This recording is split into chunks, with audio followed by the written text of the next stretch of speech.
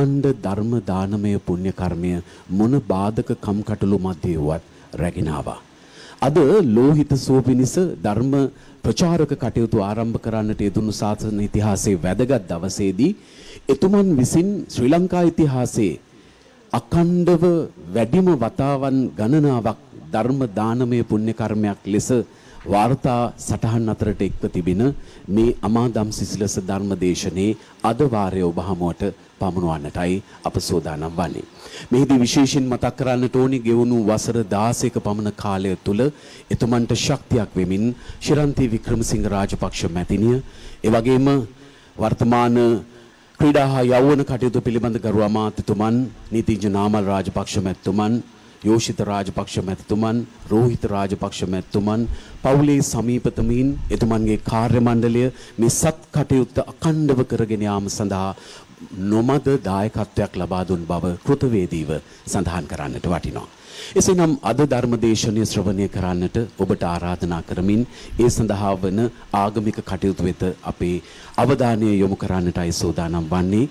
ආරාධනා කරනවා ගරු අග්‍රාමාත්‍ය මහින්ද රාජපක්ෂ මැතිතුමන්ට අද ධර්මදේශකයන්න් වහන්සේ උදෙසා දැහැත් වට්ටියක් පූජා කොට ධර්මදේශනය සඳහා ආරාධනා කරන්නට කියා ඊට පෙර එතුමන් විසින් බුදුන් වහන්සේට මල් පූජා කොට පහන් දල්වා ඒ ආගමික වතාවත්හි යෙදෙනවා ඇති.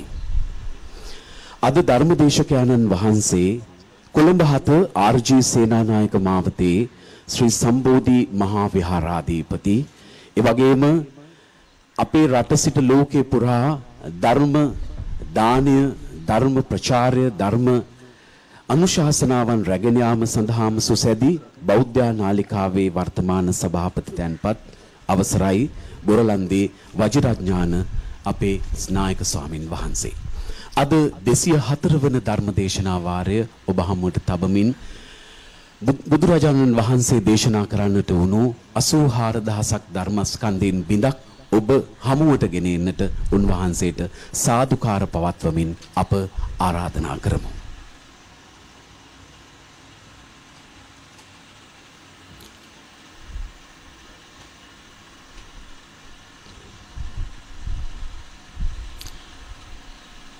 ඉල්පුර පසළොස්වක පොහොය දවසේ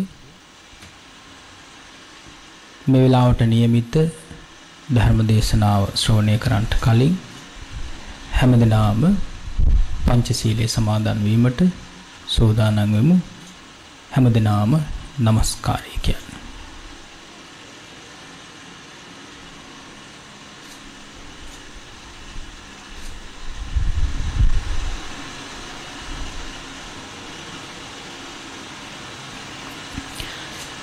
බුද්ධං සරණං ගච්ඡාමි ධම්මං සරණං ගච්ඡාමි සංඝං සරණං ගච්ඡාමි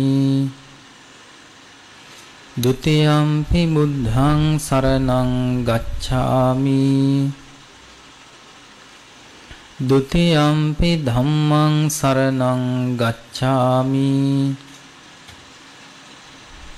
ဒုတိယံ පි සංඝං සරණං ගච්ඡාමි တတိယံ පි බුද්ධං සරණං ගච්ඡාමි တတိယံ පි ධම්මං සරණං ගච්ඡාමි တတိယံ පි සංඝං සරණං ගච්ඡාමි တိ සරණ ගමනං සම්පුන්නං පානාති පාතා වේරමණී සික්ඛාපදං සමාදියාමි අදින්නා දාන වේරමණී සික්ඛාපදං සමාදියාමි කාමේසු මිච්ඡාචාරා වේරමණී සික්ඛාපදං සමාදියාමි මුසාවාදා වේරමණී සික්ඛාපදං සමාදියාමි සුරාමේරය මජ්ජපමා දට්ඨානා වේරමණී සික්ඛාපදං සමාදියාමි. මේ තිසරණ සහිත වූ පංචශීල ධර්මය නිවන් පිණිසම හේතු වාසනා වේවා. තිසරණේන සද්ධින් පංචශීලං ධම්මං සාදුකං සුරක්ෂිතං කତ୍වා අප්පමාදේන සම්පාදේත. समन्ता चक्रवालेषु अत्रा गच्छन्तु देवता सद्धम्मं मुनिराजस्य सुनन्तो सग्ग मोक्षदं धम्मश्रवण कालो अयं भदन्ता ධම්මස්සවන කාලෝ අයං බදන්තා ධම්මස්සවන කාලෝ අයං බදන්තා. නමෝ තස්ස භගවතෝ අරහතෝ සම්මා සම්බුද්දස්ස. නමෝ තස්ස භගවතෝ අරහතෝ සම්මා සම්බුද්දස්ස.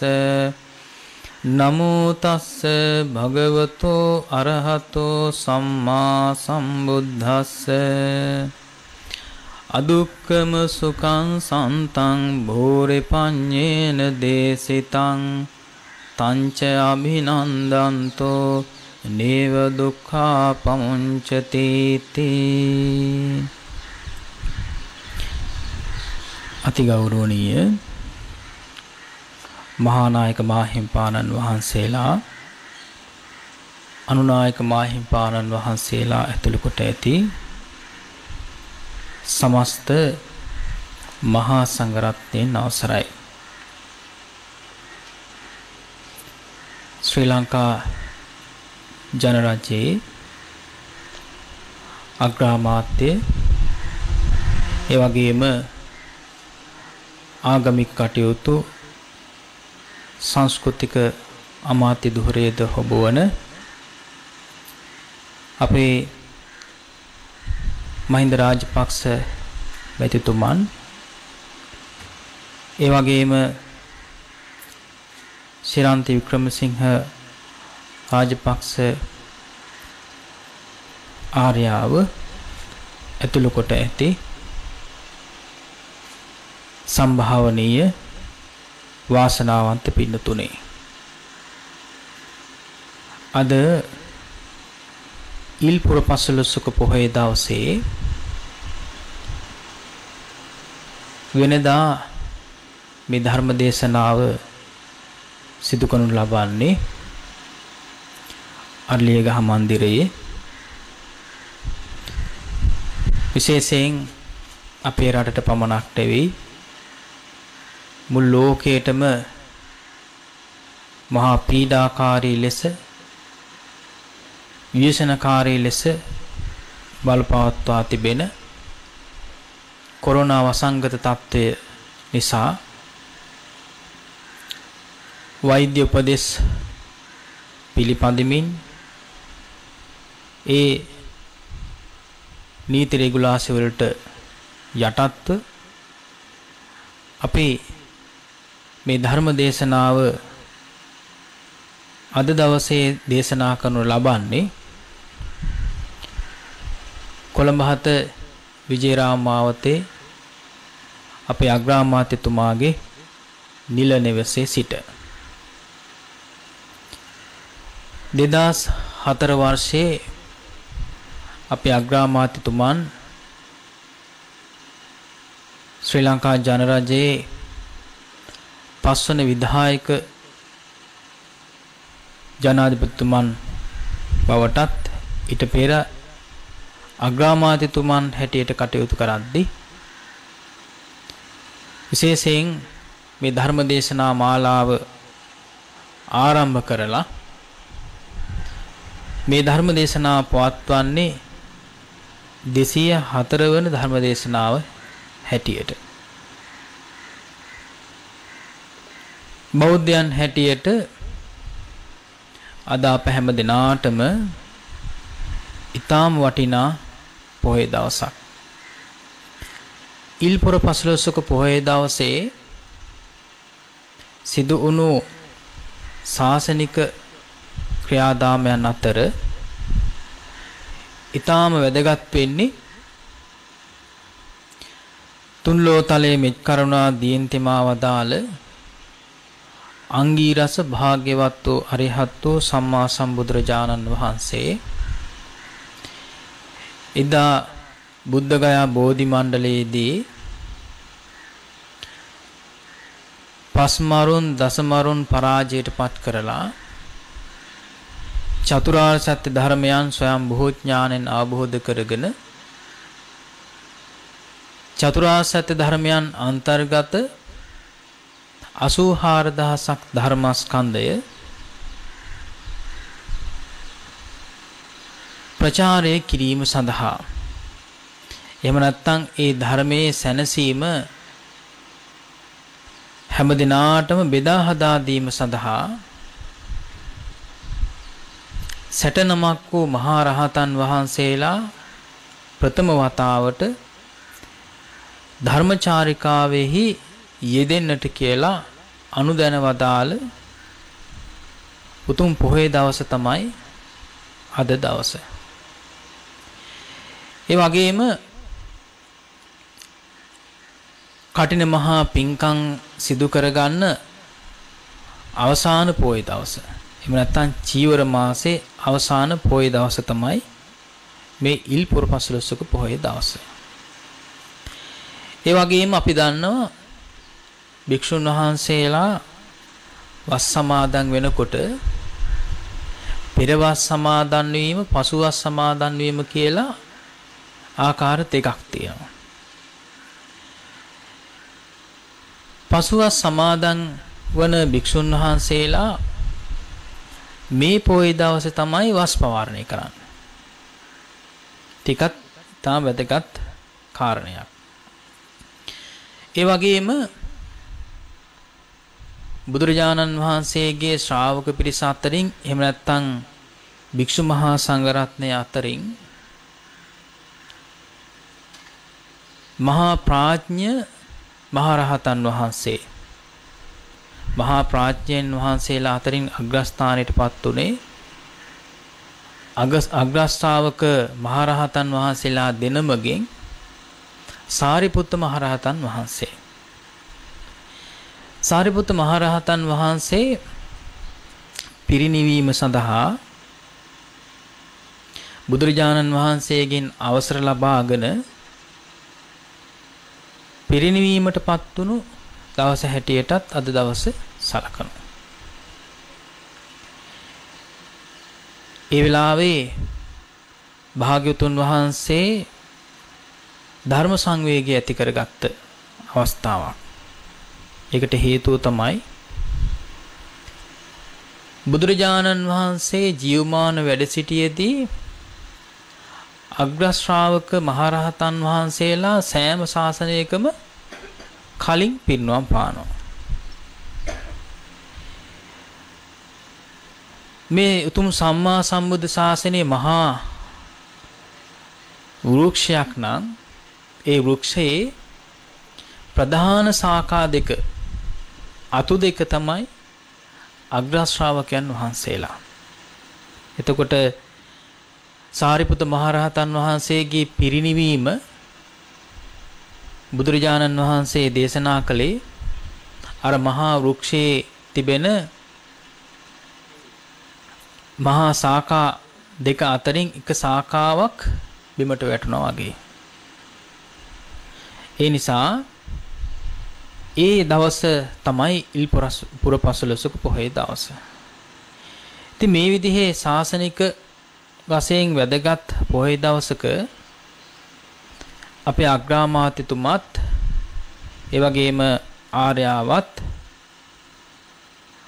ඒ වගේම දරුවන් ඇතුළු කොට ඇති හැම දිනාම වගේම ආග්‍රාමාත්‍ය කාර්ය මණ්ඩලයේ හැමදෙනාමත් සෑම පොය දවසකම මේ ධර්ම දේශනාව මේ ආකාරයෙන් පවත්වනවා.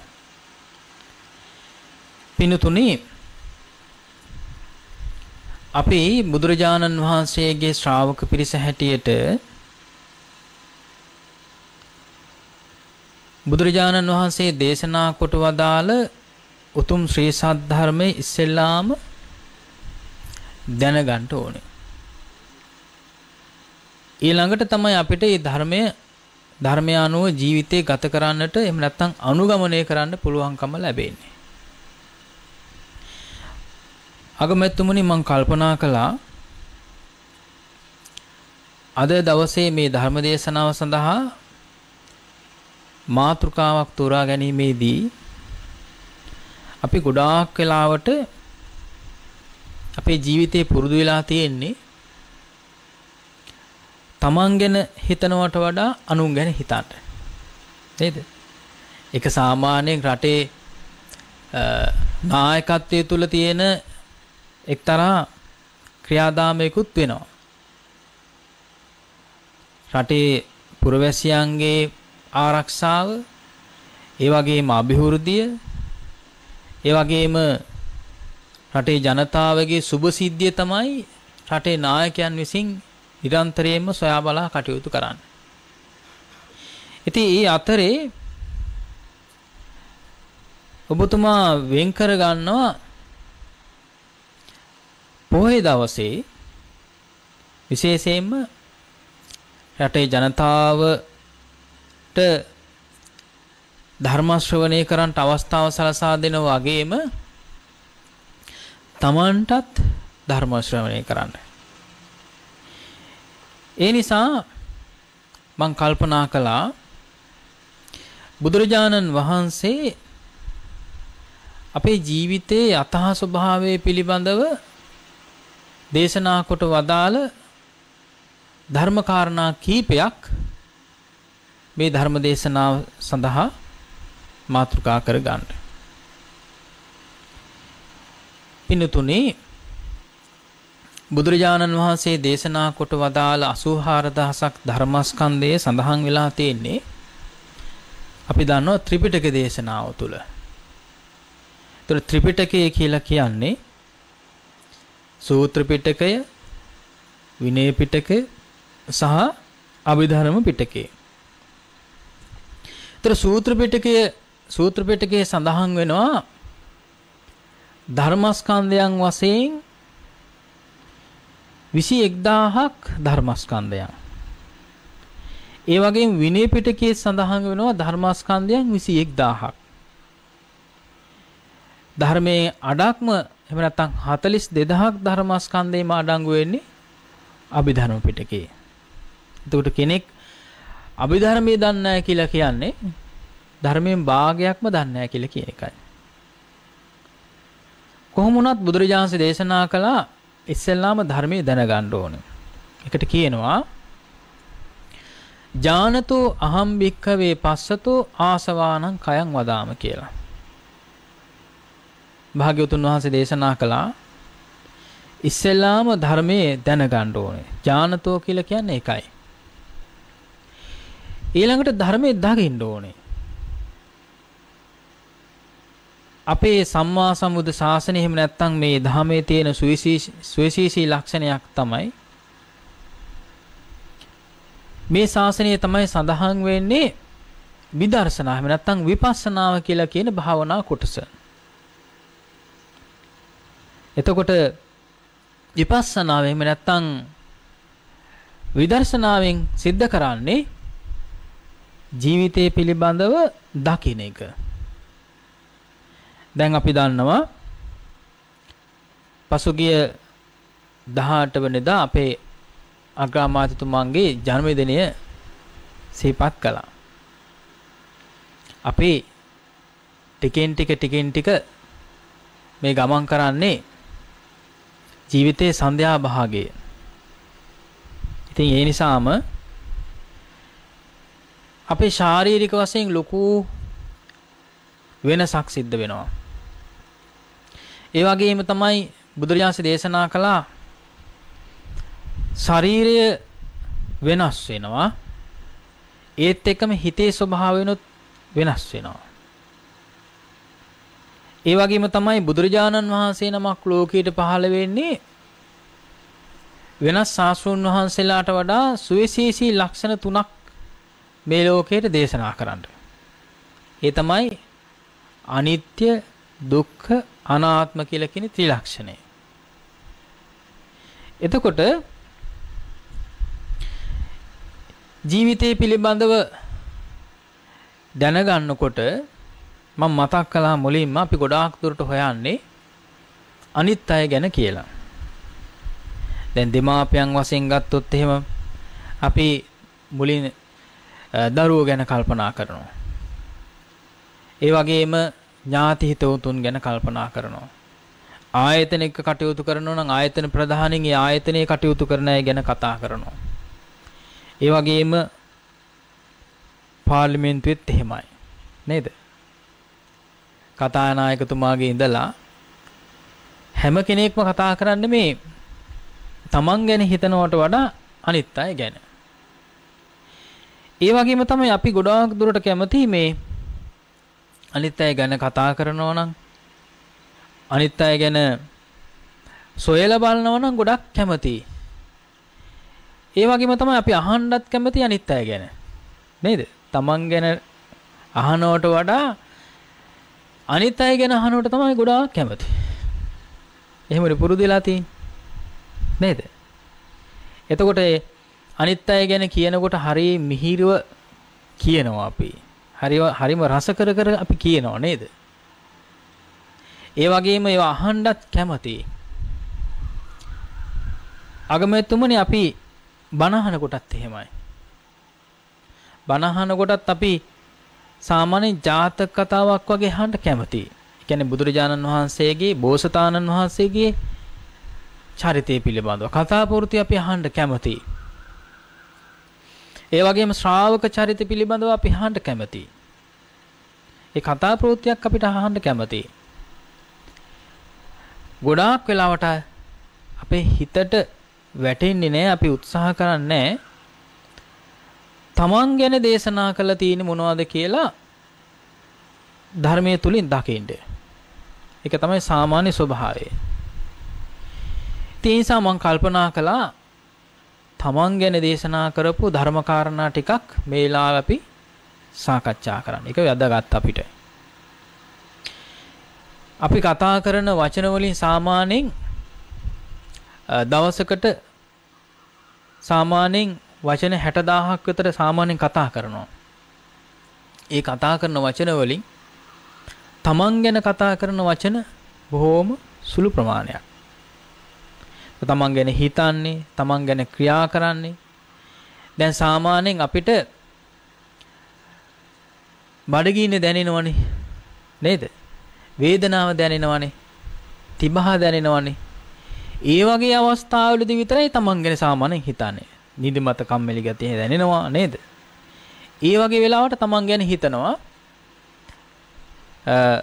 ප්‍රകൃති තත්ත්වයෙන් ඉන්න හැම වෙලාවකම අපි උත්සාහ කරන්නේ අනිත් අය ගැන හිතන්න සහ අනිත් අය ගැන ක්‍රියා කරන්න සහ අනිත් අය ගැන කියන්න. ඒ නිසා බුදුරජාණන් වහන්සේ දේශනා කොට වදාළ 84000ක් ධර්මස්කන්ධයෙන් මම මතක් කළා සූත්‍ර පිටකයේ තියෙනවා කියලා ධර්මස්කන්ධයන් 21000ක්. ඒතර සූත්‍ර පිටකය කියලා කියන්නේ සූත්‍ර පිටකයේ එනවා සංයුක්ත නිකාය. සංයුක්ත නිකායේ එන වේදනා සංයුක්තේ ගාතාවක් තමයි මම මාතෘකා කරගත්තේ. අපිට මේ වේදනාව කියලා කියන දේ තුලින් දැනෙන දේ තුලින් ජීවිතයේ යථා ස්වභාවය ගොඩාක් දුරට අවබෝධ කරගන්න පුළුවන්. දැන් අපේ අගමැතිතුමාගේ ජීවිත කාලය තුල සිද්ධ කරපු ඊටාම වටිනාම ක්‍රියාදාමය තමයි අපි සලකන්නේ ඒක පින්කමක් විදිහට. මොකද්ද? 30 වසරක් තිස්සේ පැවති යුද්ධය නිමා කිරීම. අපි වෙනත් රටවල් යුද්ධය කියලා කතා කරද්දී යුද්ධය කියලා අපි හැඳුන්වුවේ නැහැ. යුද්ධය කියලා හැඳුන්වුවේ නැහැ. ඉතින් ඒ නිසා මානුෂික මේහුම කියලා තමයි අපි යොදාගත්තේ. වචනේ යොදාගත්තේ. ඒ වචනයට ඒ විදිහට සාධාරණයක් සෑම වෙලාවකම ඉෂ්ට සිද්ධ කරමින් තමයි යම් කිසි විදිහකින් අපි සතුරු බලවේගයක් ක්‍රියාත්මක වුණා නම් ඒ හැම දිනාගේම තියෙන චින්තනය වෙනස් කරන්න තමයි අපි කටයුතු කළේ. වැරදි අදහසක ඉන්නවා නම් ඒ චින්තනය වෙනස් කරලා ඒ අය නිවැරදි මාවතට ගන්න තමයි උත්සාහ කළේ.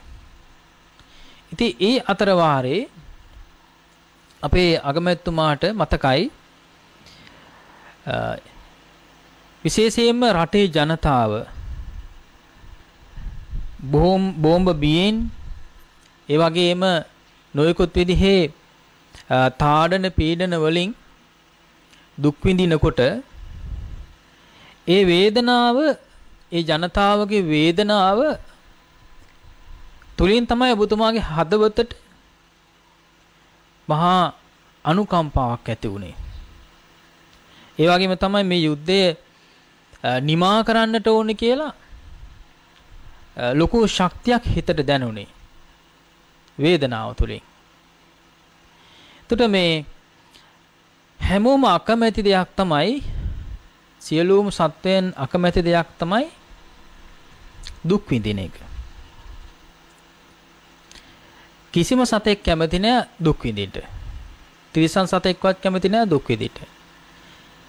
බුදුරජාණන් දේශනා කළා උපදින සෑම සත්වයක්ම කැමති සැප විඳින්න.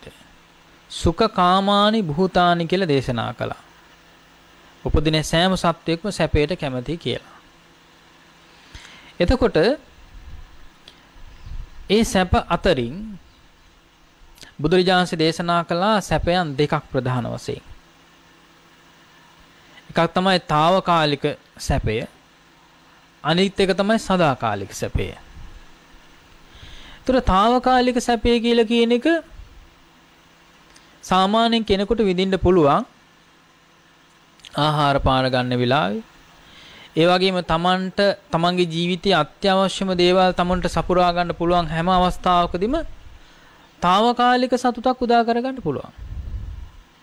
නේද? ආහාර පාන, ඉදුම් හිටුම් හරියට තියෙනවා නම්, ඇඳුම් පැළඳුම් හරියට තියෙනවා නම්, බෙහෙත් හේත් ටික හරියට තියෙනවා නම්, ජීවිතයේ අත්‍යවශ්‍ය දේවල් හරියට තියෙනවා නම් අපිට ඒ තුලින් ඇති වෙන්නේ తాවකාලික සැපයක්. බුදුරජාණන් වහන්සේ නමක් ලෝකෙට පහළ වෙන්නේ ඒ తాවකාලික සැපේ විඳිනවා වගේම සදාකාලික සැනසීමම මාර්ගඵල පිළිවෙලටපත් වෙලා නිර්වාණ ශාන්තියෙන් සැනසීමටපත් කළ දෙන්න. එදා ඉල්පොර 15ක පොය දවසේ භාග්‍යවතුන් වහන්සේ අර මහරහතන් වහන්සේලා 69ට දේශනා කළේ තමන් ඉස්සෙල්ලාම මේ ධර්මය අනුගමනය කරලා දුකින් මිදිලා තමයි චරද බික්කවේ චාරිකං බහුජන හිතාය බහුජන සුඛාය කියලා තමන් ලබාගත් සැනසීම අනිත් අයටත් ලබා දීමට කටයුතු කරන්නට කියලා දේශනා කළේ. ඉස්සෙල්ලා මේ සැනසීම තමන් උදා කර ගන්න ඕනේ. ඒතර ධර්මයේ සැනසීම තමන් උදා කර ගන්න ඕනේ. ඒ නිසා අපේ අගමැතිතුමා විශේෂයෙන්ම ධර්මානුකූලව ජීවිතය ගත කරන නිසාම එතුමා ධර්මයේ සැනසීම කොයිතරම්ද කියලා. ඉතින් ඒ නිසාම තමයි මේ පොයේ දවසේ රටේ ජනතාවට සෑම සුබ සිද්ධියක්ම සලසා දෙමින් ඇත්තටම ධර්මානුකූලව తాවකාලික සැනසෙල්ලක් උදා කරලා දෙනවා වගේම රටේ සාමය ආරක්ෂා කර ගැනීමට ඒ වගේම අපි දන්නවා අපරාධ වගේ දේවල් ඒ විදිහට නැතිකරන්න. ඒ වගේම තමයි රටේ පුංචි දරුවගේ ඉඳලා ජීවිතයේ සන්ධ්‍යා භාගයේ ගත කරන වැඩිහිටි පුරවැසියා දක්වා තමන් විශ්වාස කරන ධර්මය අනුව ගමන් කරලා ජීවිතයේ ධර්මානුකූලව ගත කරන්න සැනසීම උදා කර ගන්නට අවස්ථාව සලසලා දෙන එක. ඒක අපි හිතන්නේ ඇත්තටම රටේ නායකයෙකු අතින් සිද්ධ වෙන්නට ඕනි තාම වැදගත්ම ක්‍රියාවලියක්. අපි මාතෘකාව දෙසට හැරෙමු. බුදුරජාණන්සේ දේශනා කළා අදුක්කම සුඛං සන්තං බුහුරිපඤ්ඤේන දේසිතං තංච අභිනන්දන්තෝ නේව දුක්ඛා පමුංචති. අපිට මේ ලෝකේ නැවත නැවත උත්පත්ති ලැබලා ඊළඟට වයසට යන එක දුකක් හැටියට ඊළඟට ලෙඩ රෝග හැදෙන එක දුකක් හැටියට දැන් උපදින නිසානේ මේ කොරෝනා වසංගත තත්ත්වයට අපි මුහුණ දෙන්නේ. සත්‍ය උපදින නිසානේ. ඒ නිසාම බුදුරජාණන් දේශනා කළා මේ කියන දුක් ස්වභාවයන් අපි දන්නවා නැවත නැවත මරණයටපත් වෙන එක. ඒ වගේම කැමැති දේවල් නොලැබීම, ප්‍රියයන්ගෙන් වෙන්වීම.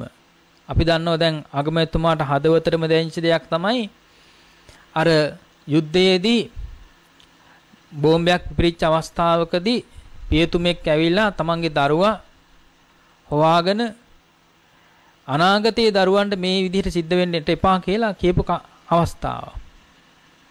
එතකොට අපි නැවත නැවත උත්පත්ති ලැබෙන හිඳ තමයි ওই විදිහේ තාඩන පීඩන වලට මූණ දෙන්නට සිද්ධ වෙන්නේ.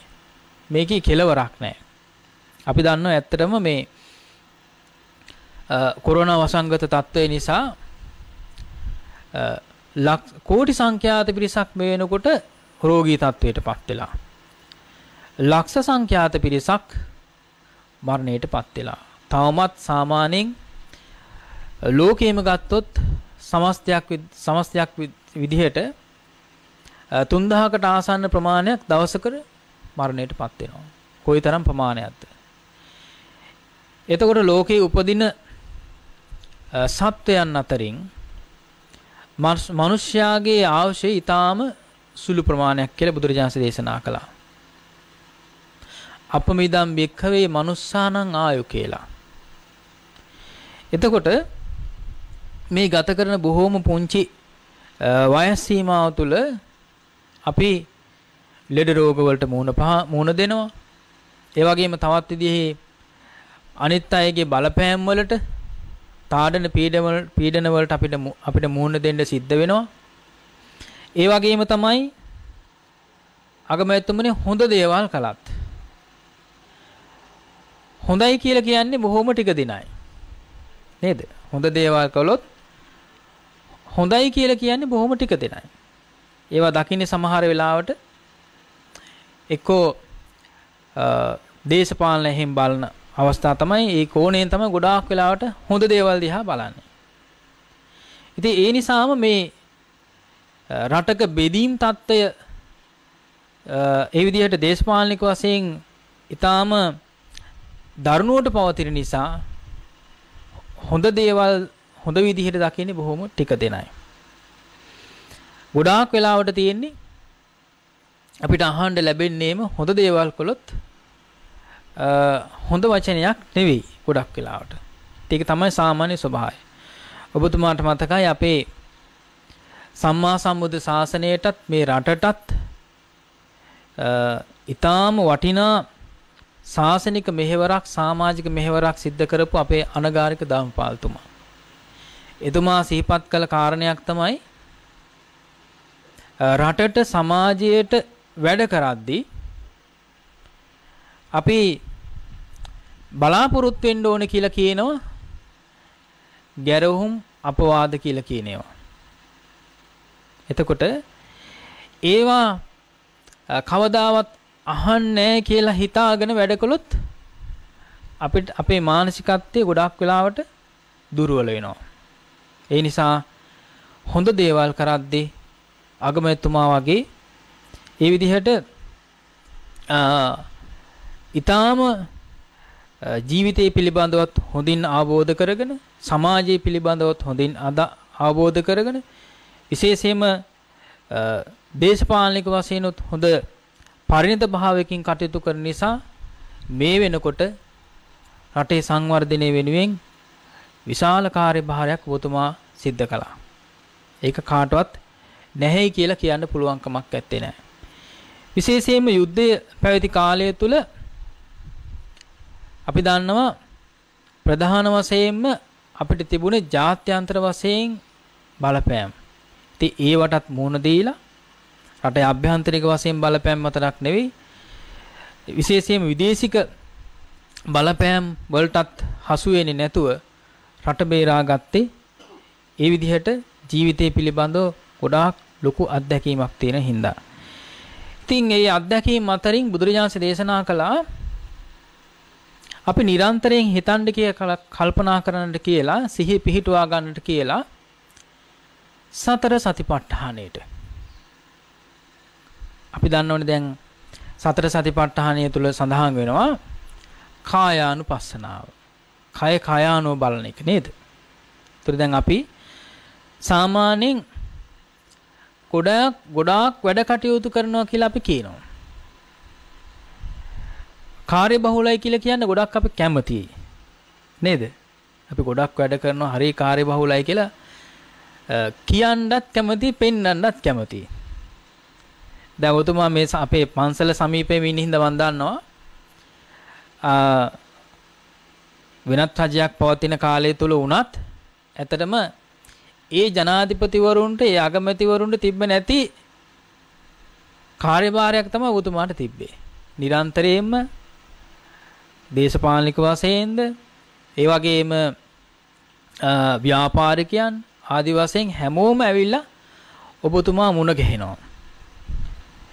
එතකොට විශේෂයෙන්ම ඒ හැම දෙයක්ම පීඩාවකට ගන්නේ නැතුව කාර්යබහුලත්වයේ පෙන්වන්නේ නැතුව ඒ වගේම හැම දිනාටම සුහදව කතා බහ කරලා ඒ විදිහට හැම දිනාගේම ප්‍රශ්න වලට ඇහුම්කන් දෙන ස්වභාවයක් ඔබතුමා තුල තිබ්බා.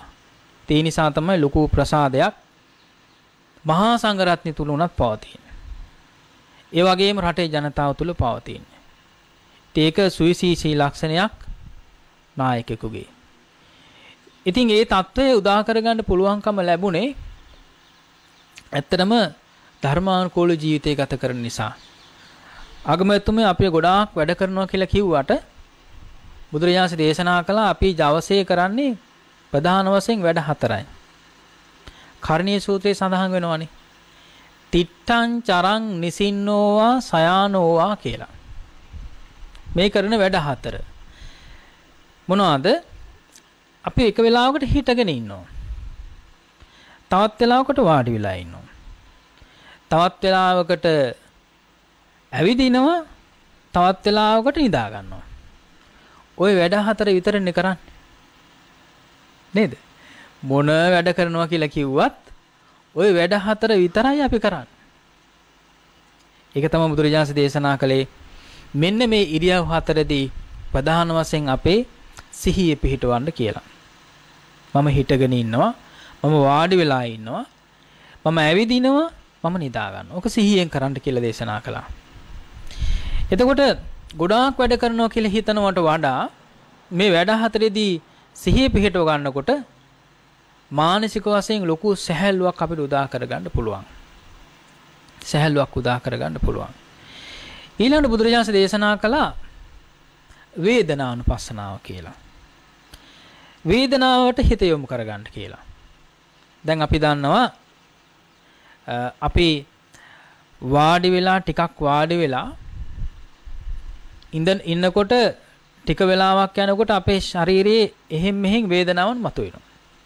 සාමාන්‍ය ස්වභාවය ඒකනේ කයි නේද? දැන් ඔන්න බණහඬ වාඩි වෙනකොටම පහසුයි. ටිකක් වෙලා යනකොට අපිට හැරෙන්න සිද්ධ වෙනවා. එහෙට මෙට ඉරියව් වෙනස් කරන්න වෙනවා. නේද? එහෙම වෙනවනේ. එතකොට ඉස්සෙල්ලාම තියෙන මේ ශාරීරික මුල් කරගෙන සැප වේදනාවක් තියෙනවා. පහසුවක් දැනෙනවා අපිට. ඒක හිතටත් දැනෙනවා. ඒ වගේම ඊළඟට දැනෙන දුක් වේදනාවක්.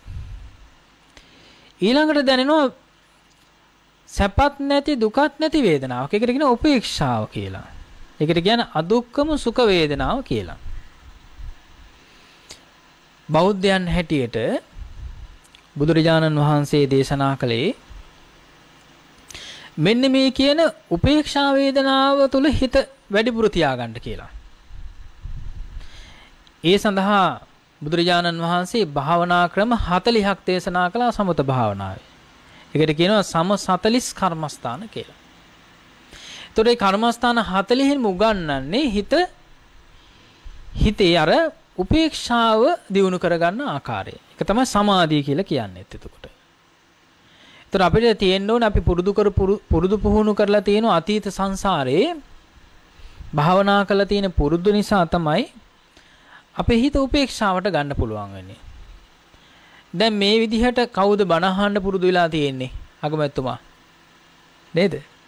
පොයේ දවසේ මේ විදිහට එක පැයක් නෙවෙයි මම දන්නවා දවස පුරාම බණ අහනවා කියලා. මේ විකාශන වෙන පැයේ විතරනේ අපිට පේන්නේ වාඩි වෙලා බණ අහනවා කියලා. නමුත් මේ විදිහට බණ අහන්න පෙර පුරුදුතාවයක් තියෙන්න ඕනේ.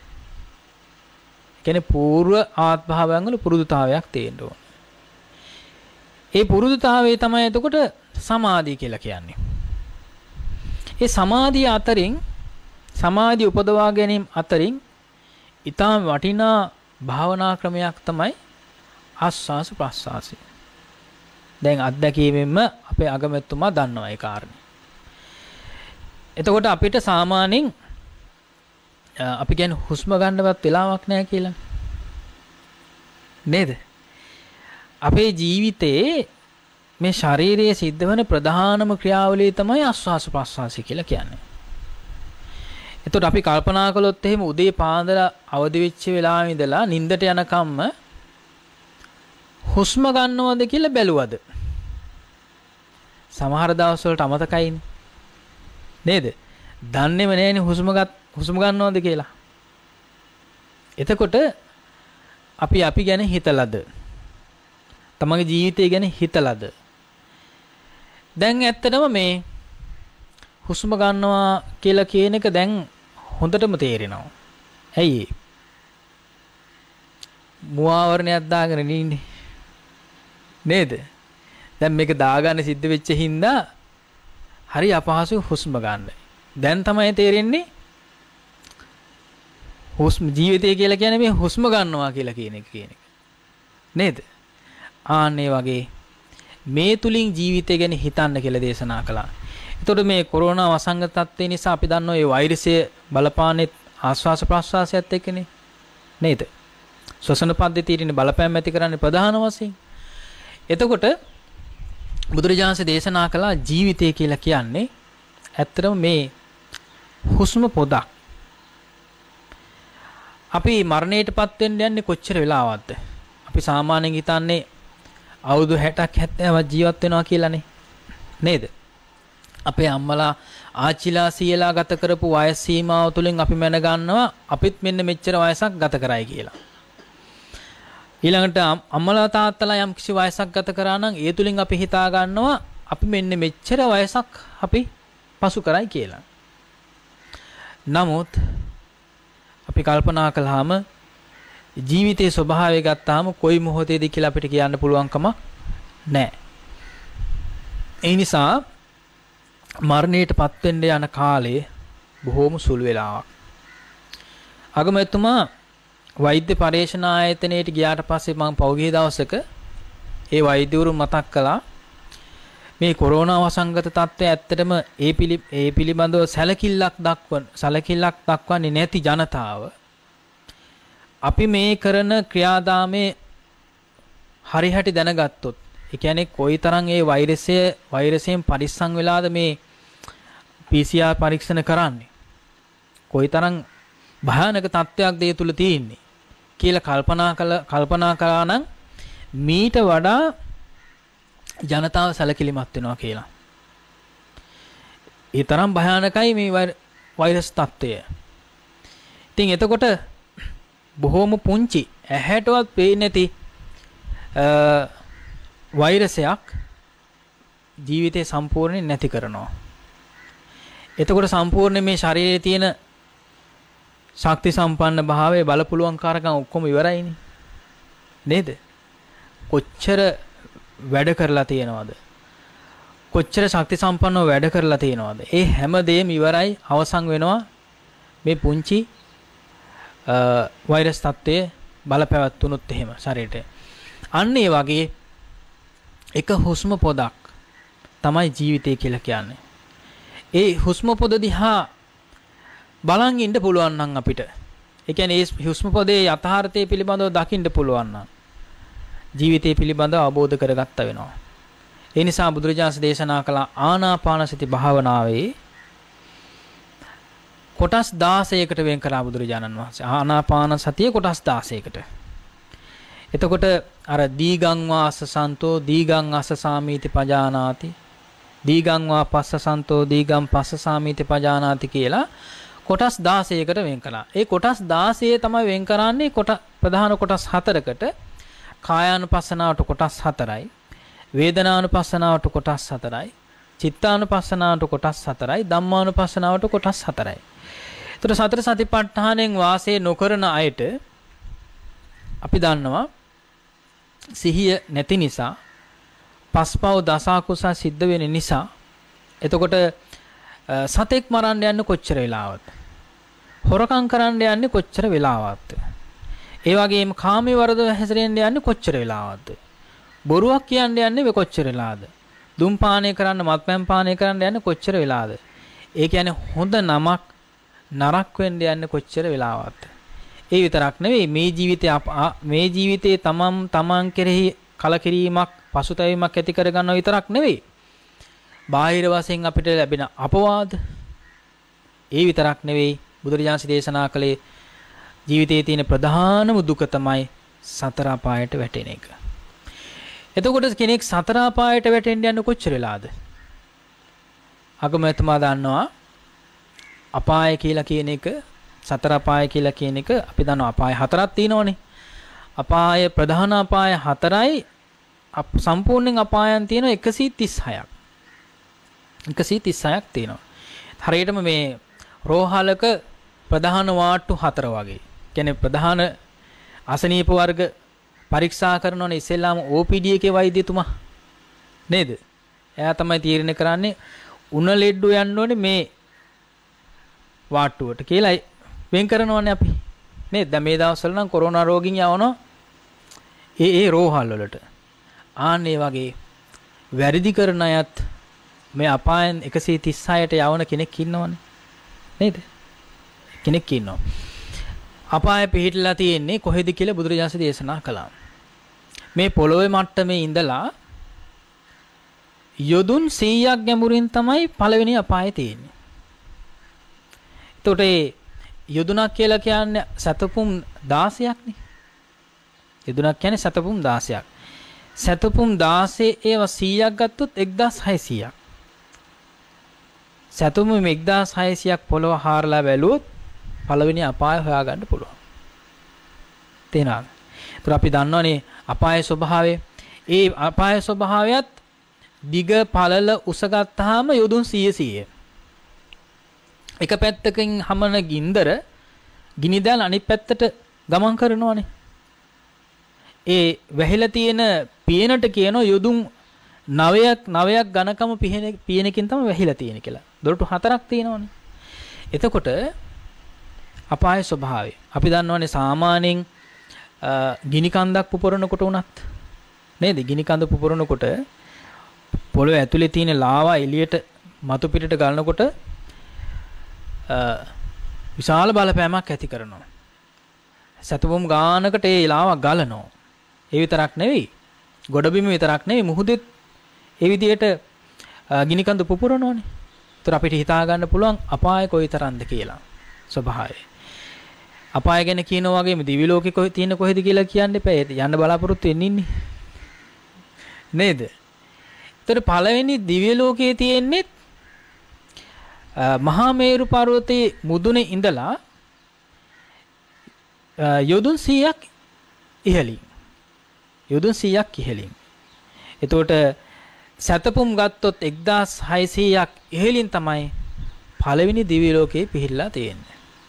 ඒතර සතර අපාය ගත්තාම අපාය කියලා කියන්නේ පාය කියලා කියන්නේ සැපේටනේ. දැන් අපි දන්නවනේ සෙත් සිරිපාය, සව් සිරිපාය කියලා කියන්නේ. නේද? ඒ ඇතරම මේ සැපේට කියන නමක්. අපාය කියලා කියන්නේ සැප නැති තැන කියලා කියන එකයි. සැප නැති තැනක. ඒකට සැප නැත්තම් දුක තියෙන්නේ. ඒතර ජීවිතේ සම්පූර්ණයෙන්ම දුක පවතින තැන තමයි අපාය. ජීවිතේ වැඩි කාලයක් සැප තියෙන තැන තමයි දිව්‍ය ලෝකේ. ඒ අතර තමයි මේ මනුෂ්‍ය ලෝකේ තියෙන්නේ. ඒතර සැපත් දුකත් කියලා කියන වේදනා දෙක උපේක්ෂාවට පත් කරගන්න පුළුවන් හොඳම තැන තමයි මේ මනුෂ්‍ය ලෝකේ. ඒ නිසා බුදුරජාණන් දේශනා කළා භාවනා කරලා උපේක්ෂාවට හිත ගේන්න. උපේක්ෂාවට හිත ගෙනල්ලා බලන්න මේ උපේක්ෂාව තුළ ඒ විදිහට තියෙන ස්වභාවය යථා ස්වභාවය දකින්න උපේක්ෂාව තුළ තියෙනෙත් එතකොට අනිත්‍ය දුක්ඛ අනාත්ම කියලා කියන ත්‍රිලක්ෂණය. ඒ නිසා ඒ ස්වභාවයේ නොදකින්න තාක් දුකින් මිදෙන්නේ නැහැ කියලා මේ ගාථාවේ සඳහන් වෙනවා. අදුක්කම සුඛං සන්තං බුහුරි පඤ්ඤ නිදේශිතං. ඒතර අදුක්කම සුඛ වේදනාව උපදවා ගන්න ආකාරයේ වෙනත් ආගම් වලත් උගන්වලා තියෙනවා. භාවනා කරලා ධ්‍යාන උපදවගෙන උඩින් යන්න පුළුවන් නේද? බුදුරජාණන් නමක් ලෝකේ පහළ වෙන්නේ එතකොට සත්වය මනුෂ්‍ය ලෝකේ නතර කරන්නත් නෙවෙයි, දිව්‍ය ලෝකේ නතර කරන්නත් නෙවෙයි, බ්‍රහ්ම ලෝකේ නතර කරන්නත් නෙවෙයි, සත්වයා ලෝකෙන් ඈතර කරවීම සඳහා සදාකාලිකවම ඈතර කිරීම සඳහා. ඉතින් ඒ සඳහා අපිට ධර්ම ශක්තියක් අවශ්‍යයි. ඒ ධර්ම ශක්තිය තමයි බුදුරජාණන් දේශනා කොට වදාළේ. මේ ධර්ම ශ්‍රවණය කිරීමෙන් තමයි ඒ දරා ගන්න ශක්තිය අපිට උපදවා ගන්න පුළුවන්කම ලැබෙන්නේ.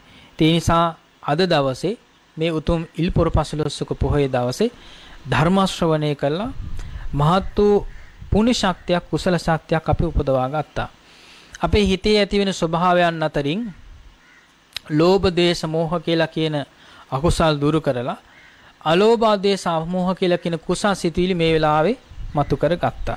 මේ රැස් කරගත් උතුම් පුණ්‍ය ශක්තිය අපි අනුමෝදන් කරමු. ප්‍රථමයෙන්ම දෙවියන්ට දෙවියෝ අනුමෝදන් වේවා. දෙවියන්ගේ දිවිසුළු වඩා වර්ධනය කරගනිත්වා. සම්මා සම්බුද්ධ ශාසනයත් මේ උතුම් වූ ලංකා ධර්ණී තලයත් ආරක්ෂා කරගනිත්වා.